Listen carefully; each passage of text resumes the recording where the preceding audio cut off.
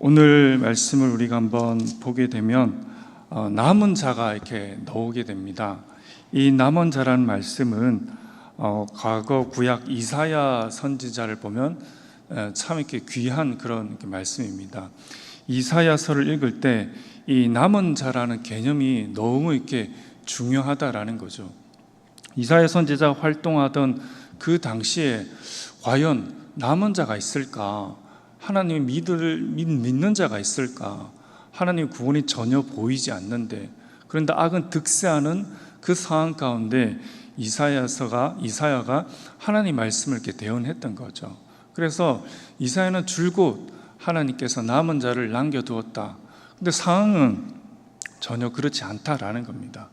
그런 의미를 가지고 이사야서를 이렇게 계속 보는 그런 관점이라는 거죠.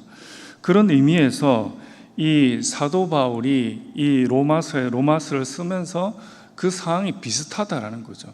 그래서 사도 바울이 9장 27절에 이런 말씀을 하게 됩니다. 우리 다 같이 읽도록 하겠습니다. 또 이사야가 이스라엘에 관하여 외치되 이스라엘 자손들의 수가 비록 바다의 모래 같을지라도 남은 자만 구원을 받으리니. 아멘. 그러면서 이 사도 바울이 이 이사야서의 그 상황, 그리고 자신이 직접 이 로마서를 쓰는 그 상황들을 이렇게 생각할 때 이 이사야서를 꼭 이렇게 집어서 말을 하는 거죠. 참 이사야서를 쓸 그 당시와 지금 사도 바울이 쓰는 이 상황은 시대적으로 많이 변했지 않습니까? 많이 변한 그 상황이지만 사도 바울이 이렇게 믿고 또 이렇게 잡고 나아가는 것은 참 이게 말씀밖에 없었던 것 같습니다. 많은 세월이 지났지만 하나님께서 구약의 선지자를 통해서 하신 이 말씀이 지금 당대에 자신이 사역하는 이 로마서를 받고 있는 그 당시 사람들에게도 통용이 된다, 이루어진다 라면서 사도 바울이 이 남은 자에 대해서 동일하게 그들에게 말을 하면서 상황은 이렇지만 하나님께서 분명히 이 남은 자를 택해 놓으셨다. 그러므로 너희들이 믿음을 지키면서 또 소망 가운데 살아가야 된다라는 것을 말해주고 있다라는 거죠. 오늘 본문의 말씀의 5절도 어떻습니까? 5절에 보면 다 같이 한번 읽도록 하겠습니다. 그런즉 이와 같이 지금도 은혜로 택하심을 따라 남은 자가 있느니라. 아멘. 사도 바울이 말을 하지 않습니까? 이와 같이 지금도 이 상황이 어렵지만 상황이 사도 바울과 그리고 로마 교회 그들을 덮치지만 핍박을 하지만 어떻습니까? 은혜로 택하심으로 남은 자가 있다라고 사도 바울이 굳건하게 말씀을 해주고 있다라는 거죠. 사도 바울 당시도 그렇고 또 이 본문을 읽는 우리도 그렇다라는 거죠. 남은 자가 있다. 하나님의 은혜가 머무는 곳이 있다. 하나님의 은혜로 여전히 이 사회는, 이 모든 역사의 수레바퀴는 굴러가고 있다라는 것을 사도 바울이 오늘 본문의 말씀을 통해서 그들에게 또 우리들에게 말씀해주고 있다라는 거죠. 이 남은 자는 어떻게 보면 이 험난한 생활을, 이 삶을 살아가는 우리들에게도 통용되는, 우리들에게도 적용되는 말씀이다라는 것입니다. 모든 사람들이 물로 심판할 때 어떻습니까? 노아와 그 가족, 그 남은 자들만이 구원을 받았다라는 겁니다. 또 어떻습니까? 불과 유황으로 심판을 당할 때 누가 남았습니까? 롯과 그 두 딸들이 또 구원을 받게 되는 그런 일들이 일어나게 됐다는 거죠. 과거로 끝나지 않는다라는 겁니다. 사도 바울이 지금 또 그 사도 바울 당시 사람, 또 이 본문을 읽는 우리들에게도 똑같이 적용되는 말씀이다라는 거죠. 그런 의미에서 우리가 이 말씀에 마음의 힘을 쏟을 필요가 있다라는 거죠. 그러면서 사도 바울이 오늘 3절도 있고 4절도 있겠지만은 그 엘리야 시대에 어떻습니까? 엘리야 시대 엘리야가 홀홀단신 주의 말씀을 전하고 모든 사람들이 바알과 아세라에게 우상 숭배를 했는데 그 현상을 봤을 때 엘리야의 마음속에 어떤 마음이 들었겠습니까? 자기 혼자 이렇게 싸우는 것 같다라는 거죠. 상황은 전혀 변화되지 않고 얼마나 이 엘리야가 답답했겠습니까? 그 엘리야를 향해서 하나님께서도 말씀하신 것처럼 4절에 있는 말씀하신 것처럼 바알에게 무릎을 꿇지 않은 사람 7,000명을 남겨두었다라고 하나님께서 엘리야에게 말을 하는 거잖아요. 그러니까 하나님의 위대한 선지자 이 엘리야지만, 능력의 선지자 엘리야지만, 이 엘리야도 그 상황을 보니까 너무 답답하다는 거죠. 힘들다는 거죠. 하나님의 구원이 과연 있을까? 능력의 선지자인데도 그 상황을 볼 때 그런 현상들이 계속 일어난다는 거죠. 그래서 하나님께서도 엘리야에게 그렇지 않다, 바알에게 무릎을 꿇지 않는 사람이 있다라고 분명히 말씀해 주는 거죠. 흔들릴 수는 있습니다. 그런데 오늘 우리가 이 본문의 말씀을 통해서 엘리야도 흔들렸지만 하나님께서 이 엘리야에게 확실한 하나님의 은혜의 보증을 하여 주신 것처럼 동일하게 우리가 이 말씀을 읽을 때도 우리들에게도 답답한 그런 현상들이 일어나고 있지만은 분명히 하나님의 그 은혜, 하나님께서 역사하시는 역사, 하나님의 계획이, 또 그 계획이 반드시 성취됨을 우리는 믿어야 한다라는 것입니다. 우리가 이 본문의 말씀을 볼 때 첫 번째 우리가 알아야 되는 것은 무엇입니까? 끝까지 버리지 아니하시는 하나님의 사랑이라는 것입니다. 끝까지 버리지 아니하시는 하나님의 그 사랑을 우리가 확신을 해야 된다라는 겁니다. 1절 말씀 한번 보겠습니다. 1절 말씀 다 같이 읽겠습니다. 그러므로 내가 말하노니 하나님이 자기 백성을 버리셨느뇨? 그럴 수 없느니라. 아멘. 이 말씀을 보면 어떻습니까? 이 말씀을 읽는 많은 이스라엘 백성들, 그 이스라엘 백성들은 오래전부터 하나님의 말씀을 들었고 배웠고 그리고 알았지만 순종하지 않았습니다. 말씀을 따라서, 약속을 따라서 예수님께서 오셨지만 그들은 그 예수님을 거부했고 십자가에 죽였습니다. 그들이 이 말씀을 읽는 거죠. 그러면서 순종하지 않았던 그들에게 오늘 바울이 본문의 말씀을 또 질문을 합니다. 그러므로 내가 말하노니 하나님이 자기 백성을 버리셨느냐? 그들에게 하나님이 자기 백성을 버리셨느냐? 라고 말했을 때 오늘 사도 바울의 대답은 어떻습니까? 아니다. 결코 하나님은 그럴 수 없다라는 겁니다. 그 하나님의 사랑에 대해서 그들에게 말씀을 해주고 있다라는 거죠. 우리도 신앙생활을 하다 보면 이런 나를 사랑하실까? 이런 나를 끝까지 은혜를 주실까? 그런 막막한 그런 상황을 막닥뜨릴 때가 있습니다. 그럴 때 사도 바울은 그들에게 또 우리들에게 강력하게 말합니다. 하나님은 결코 그럴 수 없다라고 말씀을 한다라는 겁니다. 1절 말씀 한번 보십시오. 1절 말씀 후반절인데 우리 다 같이 읽도록 하겠습니다. 나도 이스라엘인이요 아브라함의 씨에서 난 자요 베냐민 지파라. 이 사도 바울이 자신에 대해서 말을 하는 거죠. 나도 너희들처럼 이스라엘의 백성이었다. 나도 너희들처럼 어떻습니까? 아브라함의 조상이었다. 나도 너희들처럼 이스라엘 지파 중에서 베냐민 지파 사람이었다. 라고 사도 바울 자신이 말을 해주고 있는 거죠.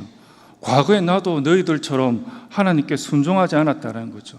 하나님 말씀을 듣지 않았고 예수 그리스도를 믿지 않았다라는 거, 거부했다라는 겁니다. 그런데 하나님이 어떻게 했느냐? 사도 바울은 자신의 서신서에서 늘 자신의 처지에 대해서, 자신의 연약함에 대해서, 자신의 정체성에 대해서 사도 바울은 늘 드러내고 있습니다. 하나님은 결코 그렇지 않다라는 거죠. 나는 원래 율법에 정통했던 바리새파 가브리엘 중에 그 가브리엘의 훌륭한 제자였다라는 겁니다. 그리고 원래 나는 예수 믿는 사람 핍박하고 옥에 가두고 죽이고 그렇게 앞장섰던 사람이다 라고 사도 바울은 늘 말하면서 결국 최종적인 목표, 그 고울은 무엇입니까? 이런 나를 하나님께서 버리지 아니하시고 나를 변화시켰다. 그리고 너희들 지금 봐라. 나는 과거에 핍박했던 예수를 지금 내가 목숨을 걸고 전하는 사람이다 라는 것을 사도 바울이 말을 해주고 있다는 거예요. 나를 봐라라는, 나를 봐라, 나를 봐라라는 겁니다. 그런 상황 가운데 하나님께서 어떻게 남은 자를 구원하고 선택하고 하나님께서 사용하시는지 나를 봐라 라면서 그들에게 오늘 본문의 말씀을 통해서 말씀해 주고 있다라는 겁니다. 사랑하는 성도 여러분들, 오늘 본문의 말씀을 비춰보았을 때, 객관적으로 봤을 때 사도 바울이 과거에 예수님 믿기 전에 그 예수님 믿는 사람 핍박하고 죽이고 또 그 예수님을 믿고 죽는 그 스데반의 모습을 보고 당연하다라고 생각하는 그 단계까지 간 그런 악독이 있습니까? 그런 사도 바울조차도 하나님께서 결코 버리지 아니하시고 남은 자의 그 은혜를 베풀어서 하나님의 사람으로 변화시켰다라는 것을 오늘 본문의 말씀에서 우리들에게 하여 주고 있다라는 것입니다. 우리가 예수 그리스도를 믿음의 생활을 할 때 어떻게 보면 어떻습니까? 일이 꼬이고 힘든 일이 겹치고 또 마음에 하나님께서 나를 버리셨나 그런 생각들이 많이 들 때가 있습니다. 그럴 때 우리가 이 본문의 말씀처럼 결코 하나님은 우리를 버리지 않는다라는 그 사실을 우리가 늘 기억을 해야 된다라는 겁니다. 시편 94편 14절에 이런 말씀이 있습니다. 우리 다 같이 읽도록 하겠습니다. 여호와께서는 그 백성을 버리지 아니하시며 그 기업을 떠나지 아니하시노다. 아멘. 하나님께서 결코 그 남은 자 우리들을 결코 버리지 않는다라는 겁니다. 그 말씀 여러분들 굳게 세우시길 바랍니다. 그래서 여러분 혹시 이런 마음도 들 수도 있습니다. 애타게 지금까지 기도하고 바라고 소망함에도 불구하고 그 기도가 응답되지 않을 때 우리 마음속에 큰 실망이 찾아오게 됩니다. 또 의심이 찾아오게 됩니다. 그럴 때 필요한 것은 바로 믿음의 신뢰다라는 거죠. 이 본문의 말씀처럼 끝까지 사랑하시는 그 하나님, 끝까지 우리와 함께 하시는 그 하나님을 우리는 신뢰해야 된다라는 겁니다. 전도서 3장에 이런 말씀이 있습니다. 천하의 범사가 있고 기한이 있고 목적이 이룰 때가 있나니. 아멘. 반드시 때가 있다라는 거죠. 그런 막막한 상황을 볼 때 하나님이 여러분들을 버리신 게 아니고 때가 있다라는 겁니다. 그때 하나님께서 반드시 이룰 것이다 라는 그 믿음을 잃지 않는 것이 중요하다라는 겁니다. 이런 믿음을 선포하고 나갈 때 우리가 생각되는 것이 희망 고문을 생각하다는 거예요. 세상 사람들에게 그런 말을 많이 쓰잖아요. 희망 고문. 희망 고문? 희망을 계속 주는 거죠. 상황이 계속 변화되지 않는데 나도 희망 고문에 시달리는 것이 아닌가? 라는 겁니다. 근데 이 전도서의 말씀처럼 하나님은 결코 그렇지 않다라는 거죠. 때가 있다라는 겁니다. 그래서 하나님은 결코 우리를 희망 고문하시는 분이 결코 아니다라는 겁니다. 세상은 희망 고문이 될 수 있지만 하나님은 결코 그렇지 않다라는 것을 오늘 본문의 말씀에서 우리들에게 하여 주고 있다라는 겁니다. 오늘 말씀을 통해서 희망 고문에 대해서 명확하게 구분을 하고 또 남은 자 하나님께서 반드시 은혜를 주고 역사한다라고 사도 바울이 이 본문의 말씀을 통해서 말씀하신 것처럼 우리들의 그 삶에도 반드시 하나님의 때에 하나님의 방법으로 하나님께서 붙드시고 역사한다라는 그 소망 가운데 살아가시는 그런 복된 날들이 다 되시기를 주님의 이름으로 축복합니다. 오늘 우리 화면을 보시고 기도 제목을 함께 읽도록 하겠습니다. 이 시대의 남은 자로서 소망 가운데 인내하며 믿음의 경주를 하게 하옵소서. 하나님의 절대적 은혜를 믿고 신뢰하며 믿음의 싸움을 싸우게 하옵소서. 기도하겠습니다. 존귀하신 아버지 하나님, 오늘 우리가 예수 그리스도를 믿고 나아갈 때 참 희망 고문에 쌓일 때가 있습니다. 근데 그 말씀 가운데 그 세상의 기준을 명확하게 구분하여서 우리는 희망 고문이 없고 하나님께서 반드시 그때 하나님의 방법으로 그 남은 자들에게 은혜를 주며 사도 바울조차도 하나님의 사람으로 바꾸는 놀라운 그 은혜를 신뢰하며 믿음의 선한 싸움을 싸우며 나아갈 수 있도록 우리들의 마음에 힘과 용기를 더하여 주시옵소서. 감사드리며 예수님의 이름으로 기도합니다. 아멘. 이 시간 기도할 때 받은 말씀을 놓고 우리가 기도하시고 특별히 금요일은 나라와 열방을 위해서 기도합니다. 조국 대한민국이 오직 하나님을 경외하는 나라가 되게 하옵소서. 파송 협력 선교사님을 통해서 세계 열방 가운데 주의 나라가 확장되게 하옵소서. 복음 통일을 준비하게 하시고 지하교회 성도들에게 성령의 위로와 말씀의 은혜를 주옵소서. 그리고 지금 진행되고 있는 초등부 여름 성경학교와 중고등부 여름 수련을 위해서 끝까지 하나님의 은혜와 능력이 그들의 마음의 신비에 새겨질 수 있도록 우리 이런 기도 제목을 가지고 주님의 이름을 간절히 부르고 함께 통성으로 기도합니다. 주여